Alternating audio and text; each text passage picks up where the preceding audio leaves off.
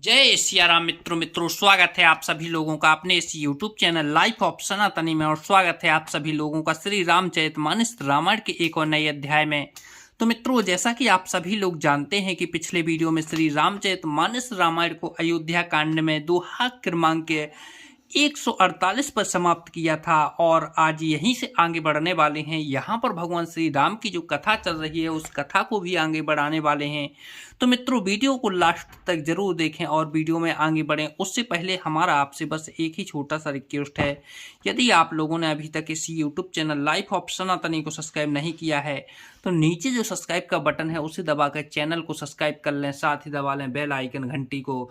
चलिए मित्रों, अब बिना कुछ देरी के वीडियो में आगे बढ़ते हैं और जो कथा चल रही है उस कथा को आगे बढ़ाते हैं और जो श्री रामचरितमानस रामायण की सुंदर सुंदर दोहा चौपाइयाँ हैं उनको भी आगे बढ़ाते हैं, उनका आनंद लेते हैं। जय सिया राम।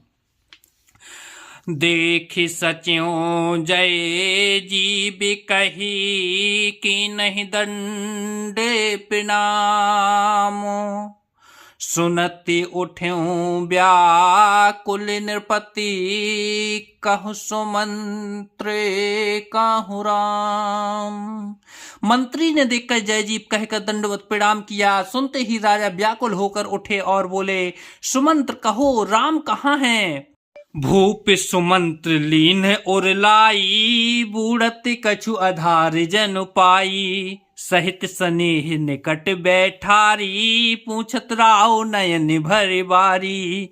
राजा ने सुमंत्र को हृदय से लगा लिया मानो डूबते हुए आदमी को कुछ सहारा मिल गया हो। मंत्री को स्नेह के साथ पास बैठाकर नेत्रों में जल भरकर राजा पूछने लगे, राम कुशल कहूँ सखा सनेही, कहूँ रघुनाथ लखन बेदेही, आने फेर न बानस धाये, सुन सचेव लोचन जल छाए। हे मेरे प्रिय सखा, श्री राम की कुशल कहो, बताओ श्री राम लक्ष्मण और जानकी कहाँ हैं? उन्हें लौटा लाए हो कि वे वन को चले गए? यह सुनते ही मंत्री के नेत्रों में जल भर आया। सो के बिलक पुनिक पूछ नरेशु, कुछ सिय राम लखन संदेशु, राम रूप गुणशील स्वभाव, सुमर सुमर और सोचत राऊ। शौक से व्याकुल होकर राजा फिर पूछने लगे, सीता राम और लक्ष्मण का संदेशा तो कहो। श्री राम जी के रूप गुणशील और स्वभाव को याद कर करके राजा हृदय में सोच रहा है। राव सुनाए दीन बनवासु, सुन मन भयउ न हरस हरासु, सो सुत बिछुरत गए न प्राणा, को पापी बड़े मोहे समाना। और कहते हैं, मैंने राजा होने की बात सुनकर वनवास दे दिया। यह सुनकर भी जिस राम के मन में हर्ष और विषाद नहीं हुआ, ऐसे पुत्र को बिछड़ने पर भी मेरे प्राण नहीं गए, तब मेरे समान बड़ा पापी कौन होगा? सखा रामो सिए लखन जहें, तहाँ मोहे पहुँचाऊं, नाही न चाहते चलन अबे, प्राणी कहूँ सति भाऊ।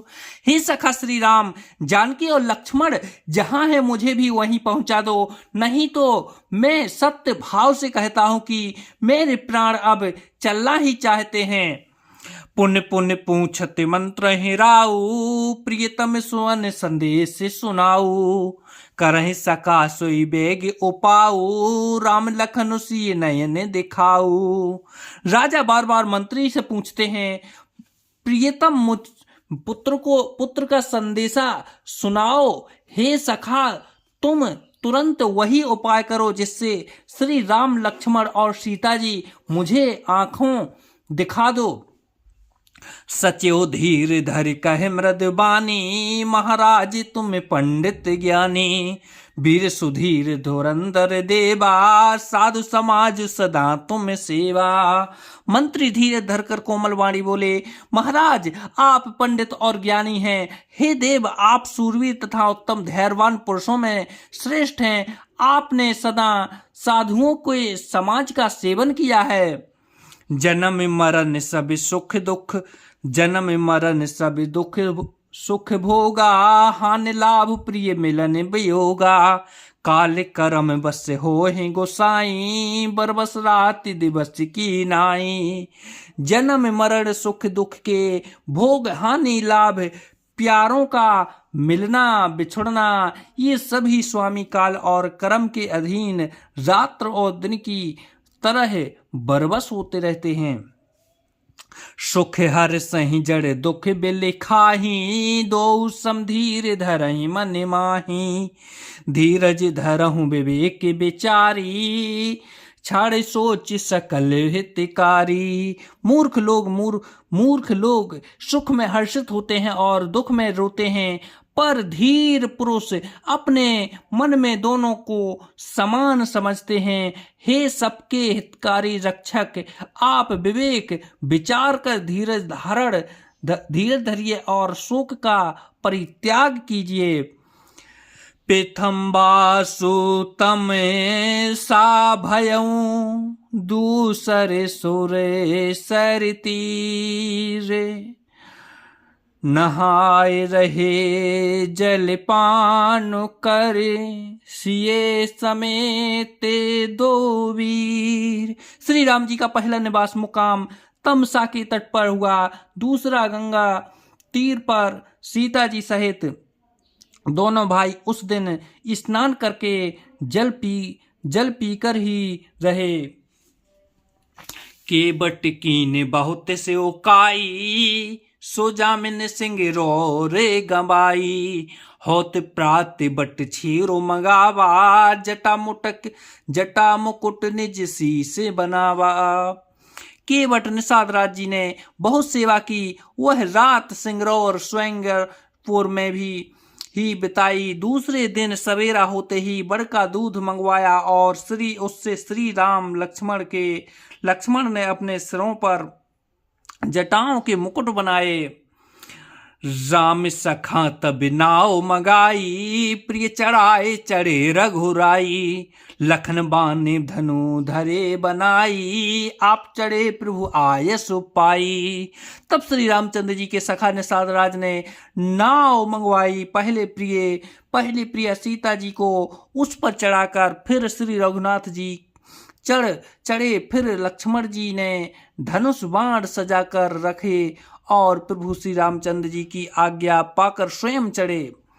बिकल बिलो के मोहे रघुबीरा, बोल मधुर बचन धर धीरा, तात पिनामो तात सन कहूँ, बार बार पद पंकज गयऊँ। मुझे व्याकुल देखकर श्री रामचंद्र जी धीरे धरकर मधुर वचन बोले, हे तात, पिताजी से मेरा प्रणाम कहना और मेरी ओर से बार बार उनके चरण कमल पकड़ना। करब पाए पर विनय बहोरी, तात करें जन चिंता मोरी, बन मग मंगले कुशल हमारे, कृपा अनुग्रह पुण्य तुम्हारे। फिर पांव पकड़कर विनती करना कि हे पिताजी, आप मेरी चिंता न कीजिए, आपकी कृपा अनुग्रह और पुण्य से वन में और मार्ग में हमारा कुशल मंगल हो।